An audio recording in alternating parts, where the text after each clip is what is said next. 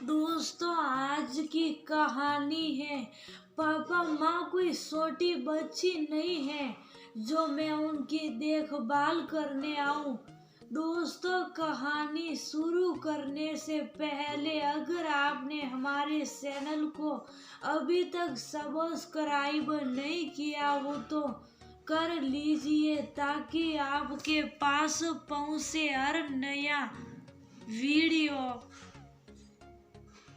आज दोनों बुजुर्ग दंपति लक्ष्मीचंद जी और उनकी पत्नी पुष्पा जी झूले पर बैठे अपने घर के आंगन में अपने स्वर्ग जैसे घर का आनंद ले रहे थे। तभी लक्ष्मीचंद जी की आंखों के सामने 3 वर्ष पहले का एक दृश्य सचित्र घूम गया, जब उन्होंने अपने बेटे से कहा था, बेटा कहाँ थे, हफ्ता भर हो गया तुमसे बात हुए। तुम्हारी माँ कितनी बेचैन है तुम तो जानते ही हो। जब तक तुम दोनों भाई बहनों से तुम्हारी माँ की बात नहीं हो जाती वो बेचैनी रहती है। अनमोल घर कब आएगा, अक्षरा से कब बातें हो पाएगी। बच्चों के बिना घर सा नहीं लगता जी, बस ये ही रट लगाए रखती है। बेटा मैं भी अब थक चुका हूँ, सच कहता हूँ अब हमसे ये बाग जमीन और इतना बड़ा घर अकेले नहीं संभालता। पिछले बरस तो तुम कह रहे थे कि बस कुछ दिनों की बात है, तुम अपना ट्रांसफर यही भारत में ले लोगे, पर तुम तो अब बस विदेश के ही होकर रह गए हो। अब अक्षरा भी अपने पति के साथ विदेश में ही बसना चाह रही है। क्या बूढ़े माँ बाप के प्रति तुम्हारा या तुम्हारी बहन का कोई कर्तव्य नहीं? क्या तुम्हारा फर्ज नहीं बनता कि अपने माँ बाप को बुढ़ापे में यूं अकेले नहीं करे? जरा इस बात पर भी तो ध्यान दो कि तुम्हारी माँ की तबीयत जरा सी देर में ही खराब हो जाती है। दिल की मरीज जो है कौन उसे डॉक्टर को दिखाए, कौन साथ लेकर जाए, ये तो अब तुम्हें ही सोचना पड़ेगा। इस पर अनमोल ने कहा, पापा आप माँ को समझाओ तो, माँ कोई छोटी बच्ची तो है नहीं कि दिन भर उनसे ही बातें करते रहे। मैं तो नौकरी छोड़कर भारत जल्द नहीं आ पाऊंगा और अक्षरा भी अब कनाडा जा रही हैं। मुझे अपने बच्चों को ग्रीन कार्ड दिलवाना है, इसलिए उनका यहाँ पर जन्म होना बहुत जरूरी है, जिससे कि उन्हें यहाँ की नागरिकता मिल जाए। आप भी कब तक बड़ा घर और इतने बड़े बाग और जमीन की देखभाल कर पाएंगे? इससे तो अच्छा है सबको बेचकर अपने और माँ के हिसाब से एक छोटा सा घर ले लो। कुछ पैसे अपने दवा इलाज के लिए रख कर बाकी मुझे और अक्षरा को दे दो, जिससे कि हम दोनों भी यहाँ पर अच्छे से सेटल हो जाए। ये बात सुनकर लक्ष्मी संत को बड़ा धक्का सा लगता है। कहते कुछ नहीं, बस सोच विचार करने लगते हैं।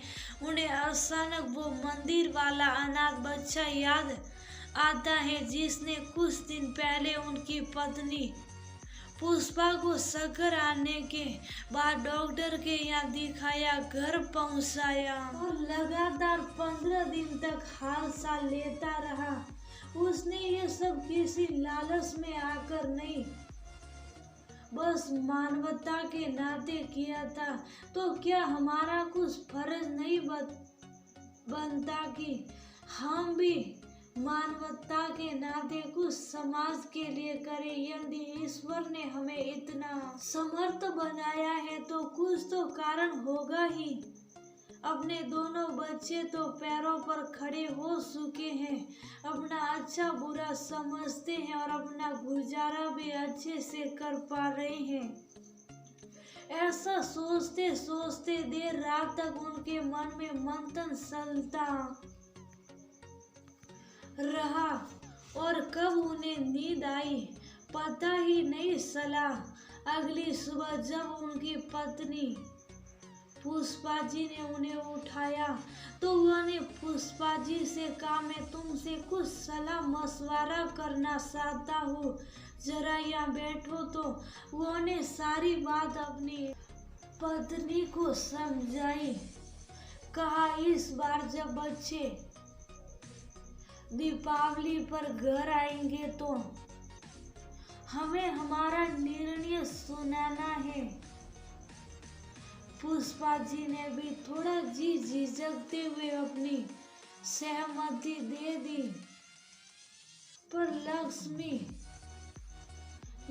संदन जी से एक सवाल पूछा कि क्या हम फिर अपने दोनों बच्चों को कुछ नहीं दे पाएंगे। इस पर लक्ष्मी संदन जी ने कहा, तुम इस बात की फिक्र मत करो, दोनों को देने के बाद भी हमारे पास काफी कुछ है जिससे हम समाज के लिए, मानवता के लिए काफी कुछ कर सकते हैं। फिर जल्द ही कुछ दिनों में उन्होंने अपने बाग का एक बड़ा सा हिस्सा बेचकर अपना घर स्वर्ग नाम से एक घर बनाया, जहाँ कोई भी अनाथ बच्चा, कोई भी वृद्ध बुजुर्ग रहने आ सकता था, जिसका इस दुनिया में सब कुछ अपना होते हुए भी सहारा देने वाला कोई ना हो। ये घर और अनाथालय या वृद्धा आश्रम जैसा नहीं था, ये तो था अपना घर, जहाँ अनाथ बच्चों को अपने बड़ों के